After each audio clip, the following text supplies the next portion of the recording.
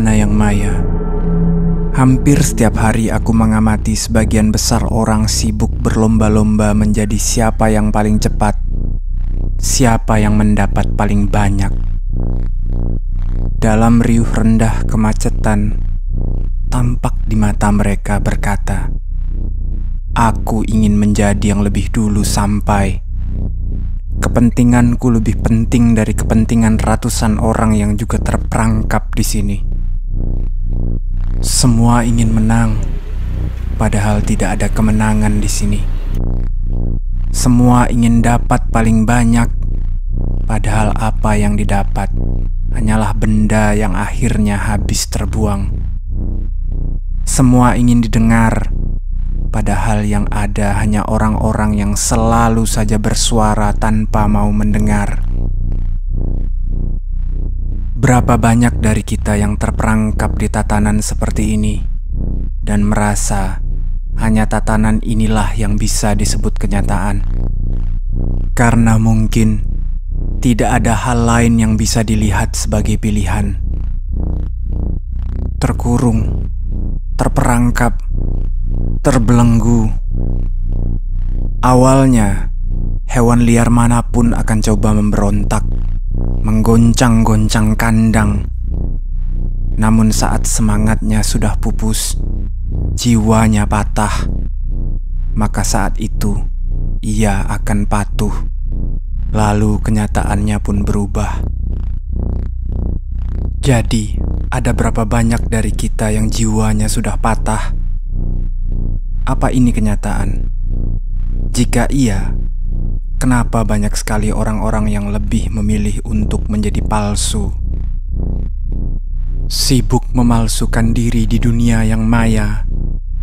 Sibuk mengumbar foto kebahagiaan, namun yang ada di baliknya hanya hari-hari yang muram. Sibuk menulis kata mutiara, namun tak pernah melihat kilau mutiara sebenarnya, karena mata telah penuh tertutup lumpur.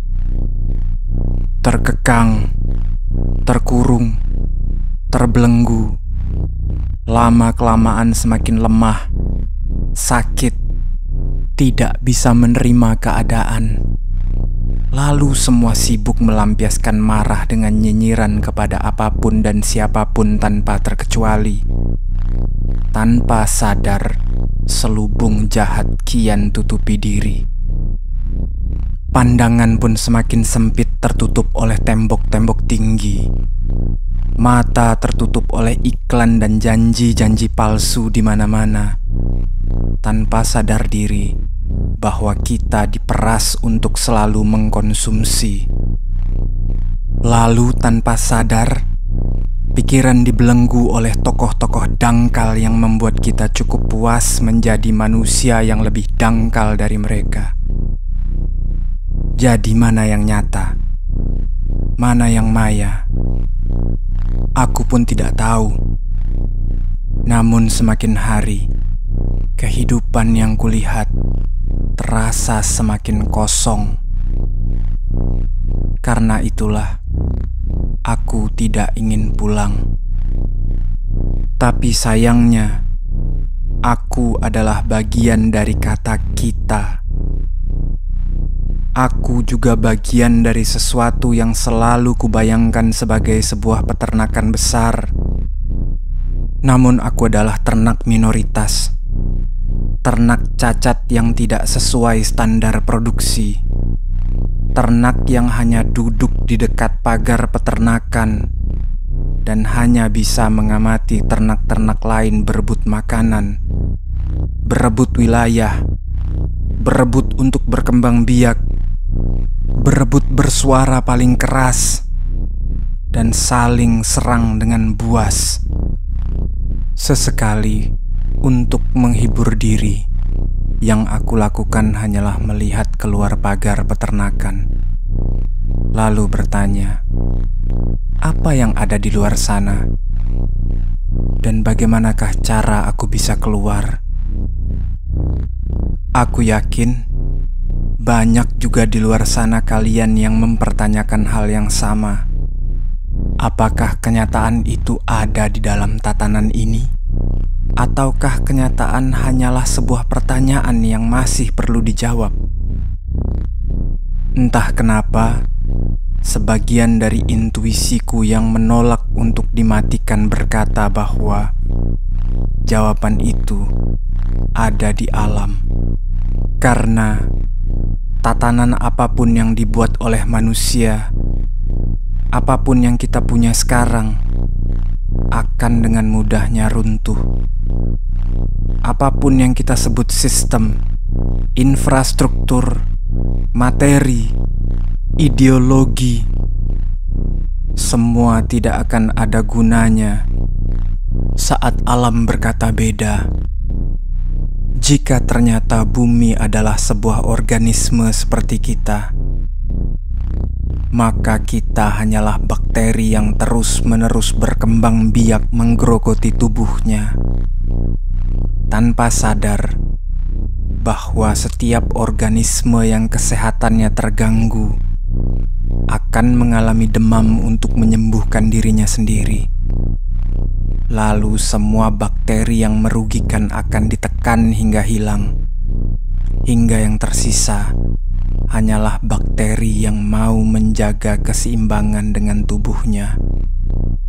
Lalu di manakah posisi kita? Bersama alam? Ataukah kita hanya lintah-lintah yang menghisap darahnya? Banyak memang yang datang berkunjung ke alam yang masih alami. Beberapa mencoba benar-benar bersinergi. Beberapa bahkan sudah benar-benar menyatu.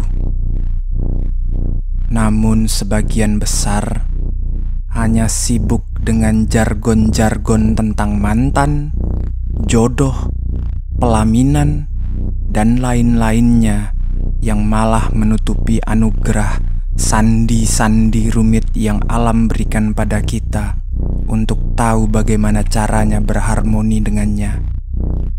Aku belum ingin pulang.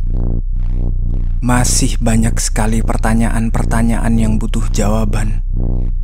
Dan aku yakin jawaban itu ada di sini. Tapi jujur, aku juga tidak tahu apa yang harus aku lakukan untuk terus hidup seperti ini. Masih banyak kekhawatiran, masih banyak ketakutan. Ternyata aku memang masih tetap seekor ternak yang belum bisa melewati pagar. Baiklah, aku akui, aku kalah pada semua ketakutanku kali ini. Aku putuskan, aku pulang setelah menikmati makanan terakhirku, ditemani segala kedamaian yang ada di sini. Dan dengan langkah berat, aku pun turun dari nikmatnya kesendirian, nikmatnya ketenangan, dan segala kedamaian. Aku belum dapat banyak hasil dari dialogku dengan alam kali ini. Namun terima kasih, 12 hari ini luar biasa. Mungkin besok akan ada 12 minggu, 12 bulan, atau bahkan mungkin ada saatnya aku tidak akan kembali ke peradaban. Menutup perjalanan kali ini, aku pun membasuh wajahku di mata air Bimolukar yang disucikan. Dan setelahnya, aku pun pamit pulang. Sepertinya, aku sudah bukan aku yang kemarin. Lebih baik, lebih buruk, aku tidak tahu.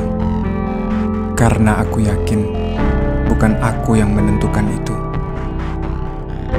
Lagi pula terkadang, baik atau buruk hanyalah sesuatu yang relatif. Yang pasti setelah ini, aku akan kembali lagi ke tugasku. Kadang aku merasa terlahir sebagai sebuah antitesis, sebuah oposisi dari kata umum. Dan setelah ini, aku akan mencoba lebih menerima itu dengan lapang dada. Karena mungkin itu adalah aku, anugerahku, tugas hidupku. Karena aku yakin kehidupan selalu butuh keseimbangan. Dan mungkin kebetulan aku terlahir untuk duduk di seberang kebanyakan orang dan menjadi penyeimbang. Sudah saatnya aku pulang dan membagikan semua yang aku dapat. Memancing sesama yang berjiwa liar untuk keluar. Menarik mereka yang matanya tak mau ditutup dan pikirannya tak mau dibungkam untuk ikut ambil bagian dalam menjaga keseimbangan. Masih ada beberapa janji yang harus kutepati.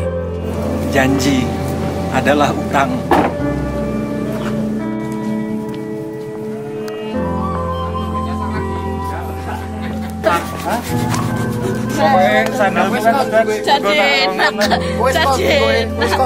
Ada beberapa hal yang harus aku lakukan. Dan ada satu lagu lagi yang aku tulis di matahari terbit Gunung Prau yang harus aku sampaikan. Beribu terima kasih aku haturkan atas waktu yang kalian semua berikan untuk membuka pintu rumah bernama Kembara Biru ini.